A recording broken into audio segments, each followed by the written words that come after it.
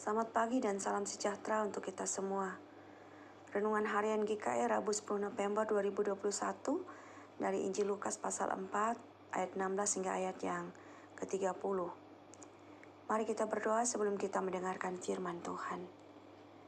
Bapa Surgawi, Bapa kami di dalam Yesus Kristus, kami mengucap syukur dan terima kasih atas hari yang baru dari Tuhan, juga atas kesempatan hidup yang kami lewati bersama Tuhan setiap hari. Terima kasih atas kekuatan, damai dan kasih Tuhan di setiap keadaan kami. Saat ini kami hendak mendengar kabar baik dari kebenaran firman Tuhan. Bimbinglah kami semua dengan kuasa Roh Kudus untuk mampu mengerti dan mengerjakan kehendak-Mu dalam kehidupan kami. Kami mohon dalam nama Yesus Kristus Tuhan kami. Amin. Dari Injil Lukas pasal 4 ayat 16 hingga ayat yang ke-30 ini saya membacakan ayat yang ke-18 dan ayat 19 di bawah perikop Yesus ditolak di Nazaret. Demikian firman Tuhan. Roh Tuhan ada padaku, oleh sebab itu Ia telah mengurapi aku, untuk menyampaikan kabar baik kepada orang-orang miskin, dan Ia telah mengutus aku untuk memberitakan pembebasan kepada orang-orang tawanan, dan penglihatan bagi orang-orang buta, untuk membebaskan orang-orang yang tertindas, untuk memberitakan tahun rahmat Tuhan telah datang. Jemaat yang dikasihi Tuhan, memberitakan kabar baik adalah tugas yang gereja tanggapi sebagai tugas yang diperintahkan oleh Tuhan untuk dilakukan. Upaya untuk menyebarkan kabar baik yang dikerjakan oleh gereja kepada dunia juga merupakan wujud atau buah iman kepada Yesus Kristus yang telah mengaruniakan anugerah keselamatan. Untuk itu misi dan tujuan dari pelayanan gereja pun harus bertolak dari misi pelayanan yang dilakukan oleh Yesus Kristus. Karena gereja bertanggung jawab untuk menerjemahkan misi Kristus itu melalui tugas dan panggilannya. Dalam bagian nas kita, hari ini kita melihat dan juga untuk belajar dari apa yang menjadi pokok tugas panggilan Kristus yang termuat di dalam misi pelayanannya.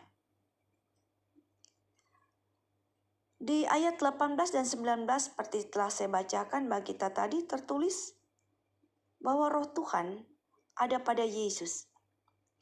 Allah mengurapi Yesus sebagai Sang Mesias untuk menyampaikan kabar baik kepada orang-orang miskin.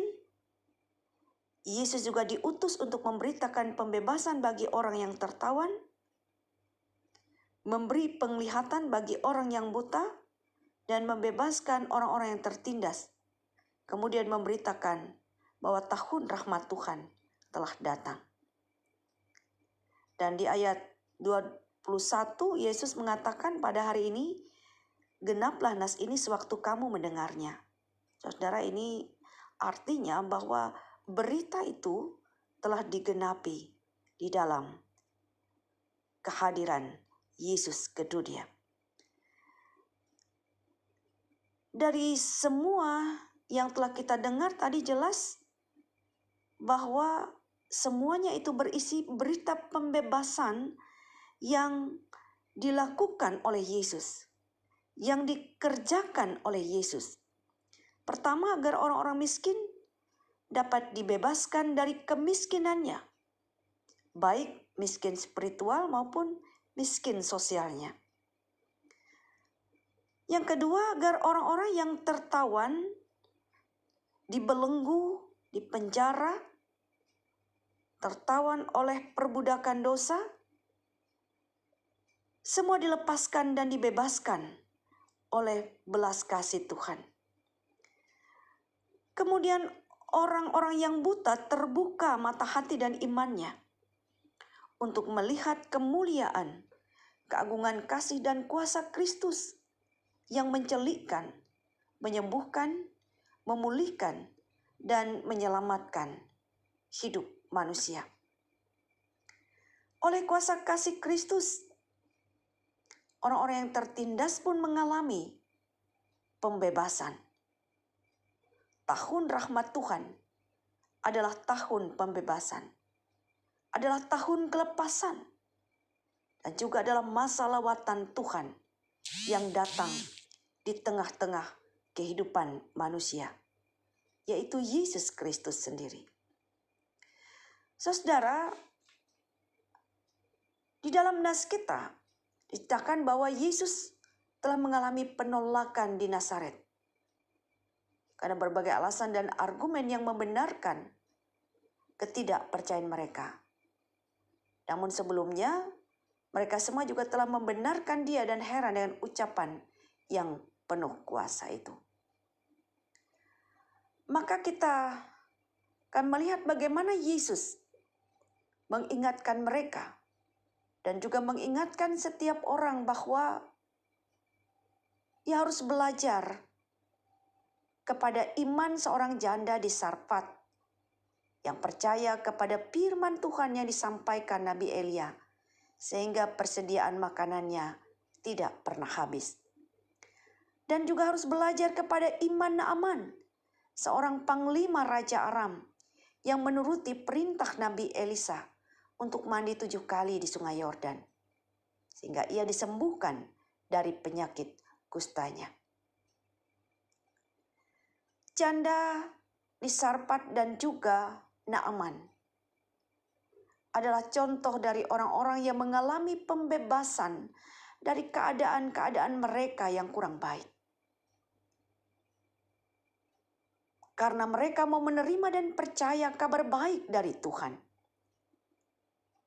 Saudara, Yesus Kristus telah menjadi kabar baik yang sempurna bagi manusia, bagi kita semua.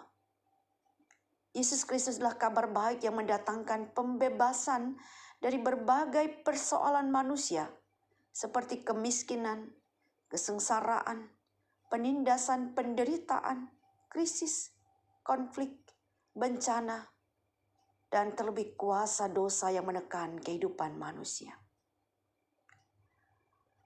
Kasih Tuhan Yesus yang tiada terbatas kuasa dan lawatannya itu, Dialah yang dapat melepaskan, yang dapat membebaskan semua keadaan yang membelenggu kehidupan manusia. Saudara dan saya adalah alat yang Tuhan mau pakai untuk menyampaikan kabar baik itu.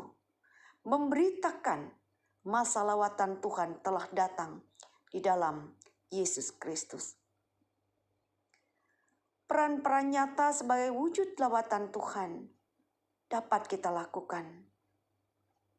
Misalnya melalui peran-peran sosial gereja untuk mendukung orang-orang yang lemah, atau gerakan kasih yang menguatkan sesama, perhatian, juga kepedulian pada kebutuhan nyata manusia. Tuhan mengharapkan kita semua, meminta kita semua untuk memiliki kesukacitaan dan kerelaan melakukannya. Tuhan memberkati renungan bagi kita sekalian, dan kiranya firman Tuhan memampukan, memberi semangat kepada kita untuk menyampaikan kabar baik dalam kehidupan setiap hari. Amin. Shalom.